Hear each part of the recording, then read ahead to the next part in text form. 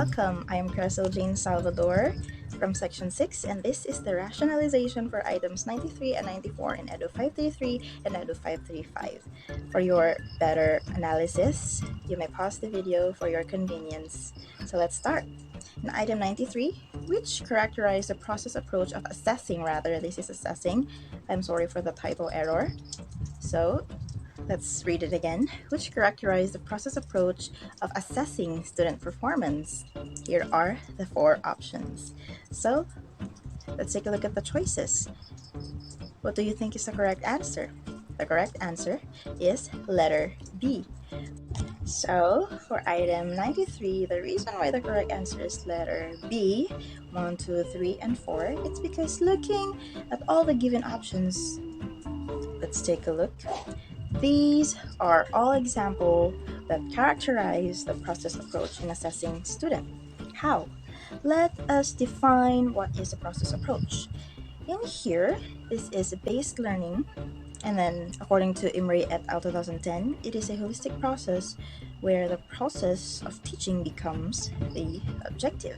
And then in here, the teachers will be implementing their strategies throughout the learner's learning process because it is the main objective of this approach, from the word itself, process. And then let's take a look at the first and second option. In here, it is solely the teacher's tasks where they use classroom strategies in the student's learning process. And for options 3 and 4, it is where the learners take part also in assessing themselves throughout their learning process. So that's why all of them characterize the process approach in assessing student performance. That is all for item 93. Let's proceed to item 94. Let's read all together. When checking project made by your pupils, what must be done to ensure objectively in giving grades? So what do you think is the correct answer? You're right. It is option A. Why option A? Take a look at the question first. When checking project made by your pupils, what must be done to ensure objectively in giving grades? So the word that we'll be focusing on here is the word objectively.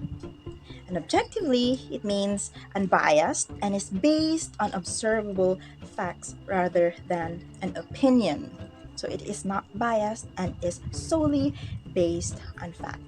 So what is rubric in the first place? Let's define what a rubric is. So a rubric is an assessment tool that specifies the performance of any kind of student works, and it contains 3 essential features. Namely, criteria or the aspect of the performance to be assessed, descriptors associated with a criterion, performance level that identify the level of mastery within each criterion. And a rubric has many types: general rubric, task-specific, holistic, and analytic rubric, which is a story for another day. And in making a rubric, it includes these. Then, the teacher are now capable of grading learners' performance objectively. So, why not options B, C, and D? For option B, a teacher cannot call someone from the class to grade the learner's project because assuming that the one from the class is a student also whose project is to be graded as well. And generally, they do not know how to and are not the judge of how to grade a project. And it is a teacher's job. There could be times that a student is to rate its own work and to rate others' work, but it is not an official grade for a certain project. And for option C, in rating a project by batch in rating is not recommended. It must be individually done, 1 rating per 1 project. And then for option D, in rating descriptively, the grades will be difficult to total when it's not in a numeric way, although there is a grading system approach in which a word is used, but still it is in accordance of a numeric number. And if it is a descriptive grading, it is more likely to be called a feedback rather than grade. That would be all for the rationalization for items 93 and 94 in Edu 533 and Edu 535. I am Crystal Jane Salvador from Section 6. Thank you very much.